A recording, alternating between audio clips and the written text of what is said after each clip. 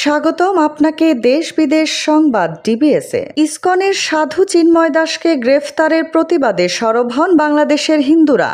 শুরু হয়েছে ইউনূস সরকারের বিরুদ্ধে বিক্ষোভ মিছিল, যার ফলে ঢাকাসহ বিভিন্ন জায়গায় মশাল মিছিল, বিক্ষোভ কর্মসূচি হয়। জানা গিয়েছে, গত ৩০ অক্টোবর চিন্ময় দাস সহ ১৯ জনের বিরুদ্ধে মামলা দায়ের করেন এক ব্যক্তি। বাংলাদেশের জাতীয় পতাকা অবমাননা করার অভিযোগে রাষ্ট্রদ্রোহ আইনে এই মামলা করা হয়েছে। ভয়াবহ বন্যায় বিপর্যস্ত যুক্তরাজ্য। ঝড় বার্টের প্রভাবে পানিতে তলিয়েছে বিভিন্ন অঞ্চল।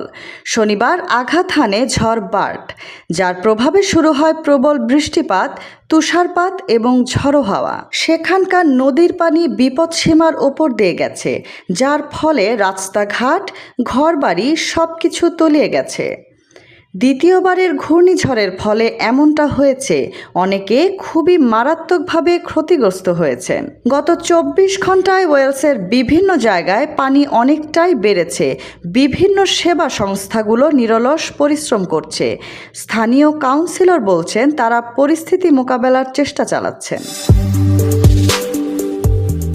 সকল ছাত্র সংগঠনের সমন্বয়ে জাতীয় ছাত্র সংহতি সপ্তাহ পালনের ঘোষণা দিয়েছে বৈষম্য বিরোধী ছাত্র আন্দোলন সমন্বয়করা।